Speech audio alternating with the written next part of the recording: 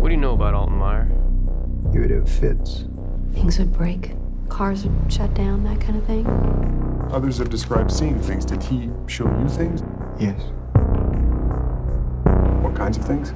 I wouldn't know where to start. We need to know where he is.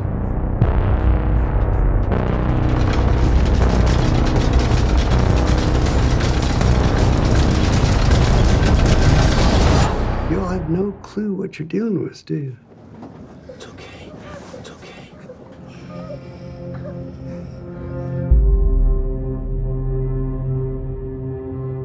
Let's go! Move it! Move it! Move it!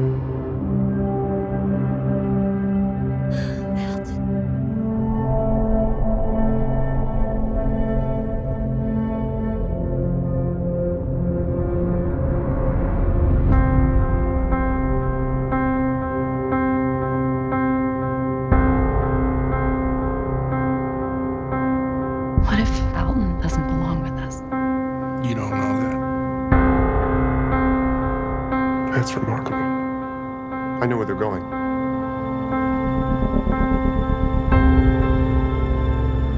He believes in something. Good people die every day believing in things. You don't have to worry about me. I'll always worry about you, Alton. I like worrying about you. That's the deal. It's okay. I know why I'm here.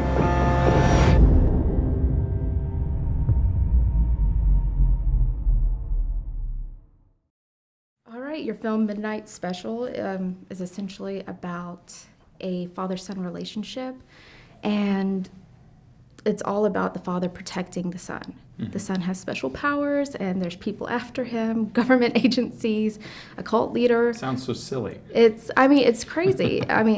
It's intense. And there's this internal struggle with the father, Roy, that's, he doesn't really know what to do. He's just going with it, and he has to put all his trust in his son to let him know that it's okay. It's really intense.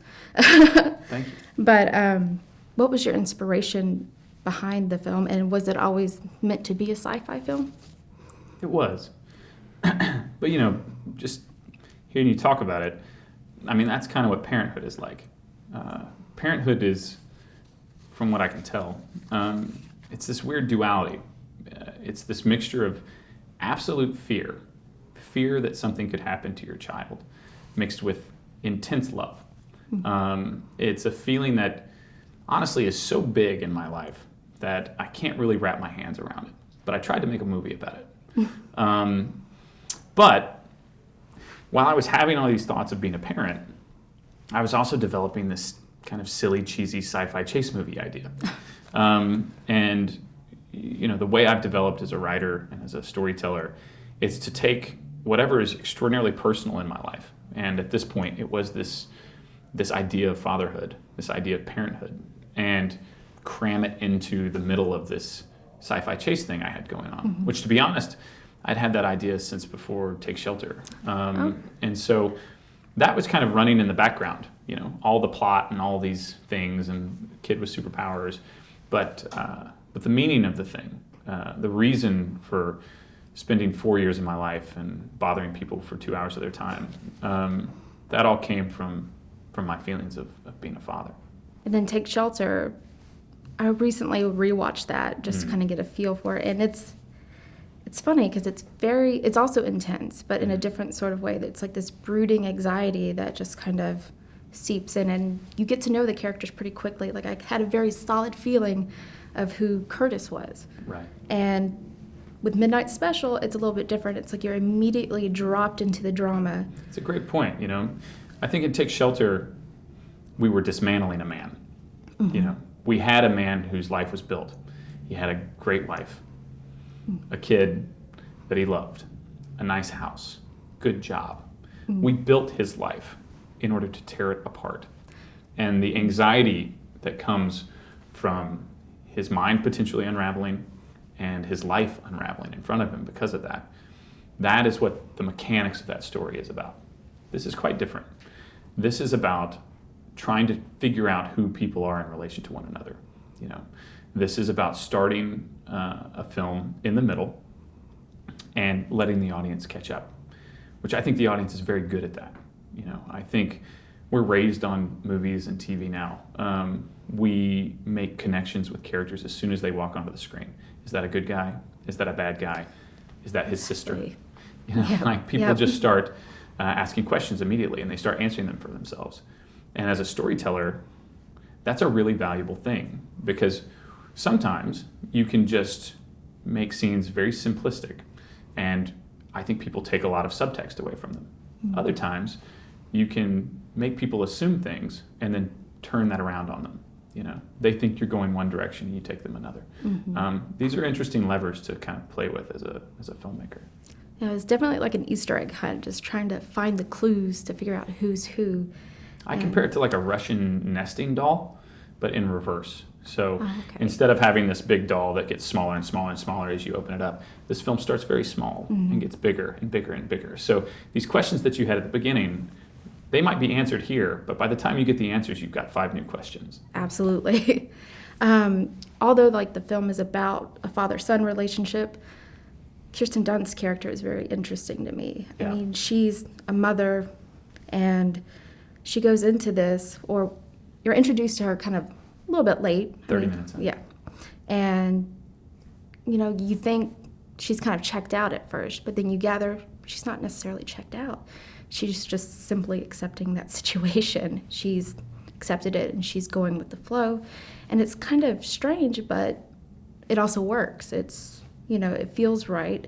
I mean, was Kirsten Dunst always in mind for this role? I mean, she does really great work in other films that I admire. Yeah, I think Kirsten's extraordinary, but no, I didn't write it for her. In fact, I'd met her socially, which is weird. That's kind of one of the weird things about starting to make movies that people know about, is you start to meet famous people. And yeah, I wasn't exactly sure of her in this role, even though I think she does incredible work. Melancholia is an amazing film. One of my favorites. I like Bring It On. But like, I wasn't entirely sure about it, and she said, well, let me show you. And she put herself on tape for it. And I was blown away, you know, because to go back to kind of the first things you were saying, I had this entire story built for this couple, and this life history for all these characters. But I knew that we were going to come in smack dab in the middle of it. And I knew, because of the style of writing that I've been working on since my first film, that I wasn't going to let these characters talk about it, because they already know the situation they're in. They already know each other. So they aren't going to sit around and explain how they know each other for the audience's sake. I wouldn't let that happen. So I knew that whoever was playing this character would have to carry all of that subtext, carry all of those experiences that you'll never really know about that happened before the film, carry that on her face, and carry that in the relationship that she has on screen with Mike Shannon. And I'm very pleased to report that I think that happens, you know. You have to be paying attention, you know, but the subtext is there. And, you know, it's a strange structure, and you'll have to see the film to really know about it, but you spend all this time establishing this father-son relationship, but at the end of the day, the hardest thing is accomplished by the mother. And that's simply because I think, having watched my wife give birth and live through those first years of parenthood, there's no question in my mind that women are the stronger of the two sexes. And I think at the end of this film, the most difficult thing has to be done by the mother. And she does it well. Thank you very much. Thank you. It was nice talking to you.